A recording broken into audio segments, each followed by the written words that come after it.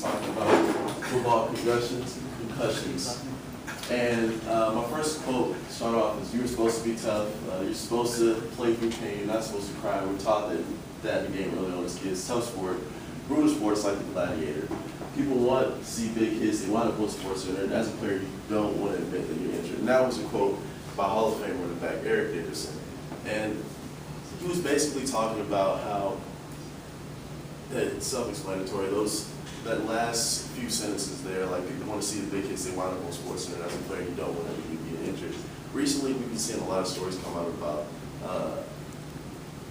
about football concussions and how dangerous it is to play football. But like a lot of people still aren't really paying attention just to how dangerous it is. So today, I want to convince you that it's a little bit more dangerous than what we're saying it is. And why should you care? Because it's the #1 sport in America. Of the 4 biggest sports, 4 biggest leagues in America, which include the MLB, the NBA, the NHL, and the NFL. The NFL is by far the biggest, pulling the most viewers every single time that it comes on. Thursday nights as well, even though those have pulled in less viewers than most of the other nights. Sundays and Mondays usually get more pulled than the other days.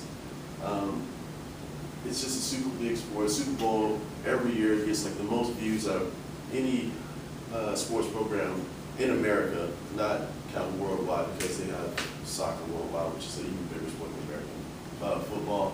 That's another thing right there. All right, so what I want to talk about today is football's impacts on adolescent players, how it starts off with young players, its effects on NFL players, and the possible solutions to the NFL's concussion problem. So to start off, let's talk about younger players. First, there was a doctor over at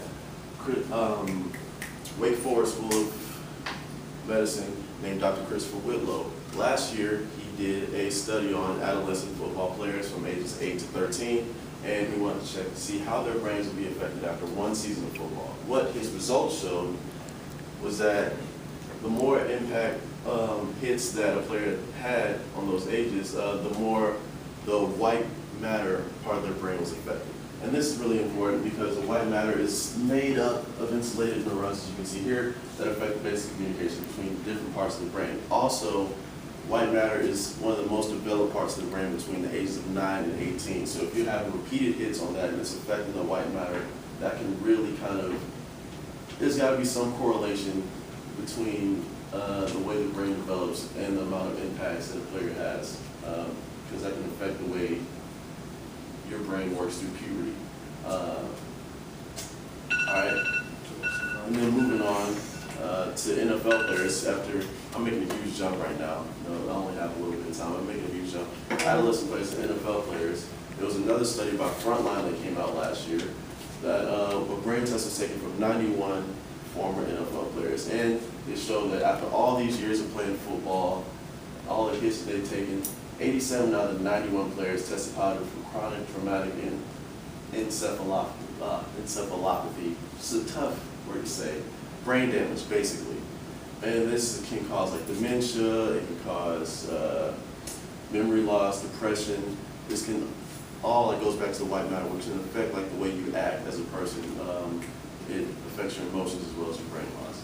And interestingly enough, 40% of the players that they interviewed and did the brain test on that tested positive were linemen, offensive and defensive linemen. These are the players that have to take those hits every single play.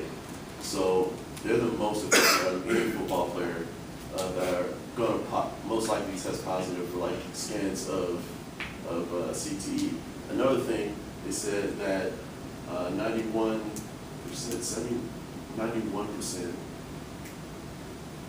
of NFL players, that's including former and current, have signs of CTE, and 79% of current football players, everybody that's playing right now, they have signs of CTE. Not any dramatic things, but they have signs since they've all been taking hits for a long amount of time, which can lead to, like I said, memory loss, depression, and dementia later down the line. All right, so what can we do about this huge problem? We should be talking a little bit more about it. Well, there are a couple of solutions. You can't totally make the game safe because football is a gladiator sport. You're going to be taking hits every single play, and if you're doing a sport like that, there's no way to make it totally safe. In adolescence, there's ways that you can work around it. People have been advocating people playing flag football for a little while longer before incorporating the helmets and smashing the clashing of your kids in the football. Also, a big thing is that people say that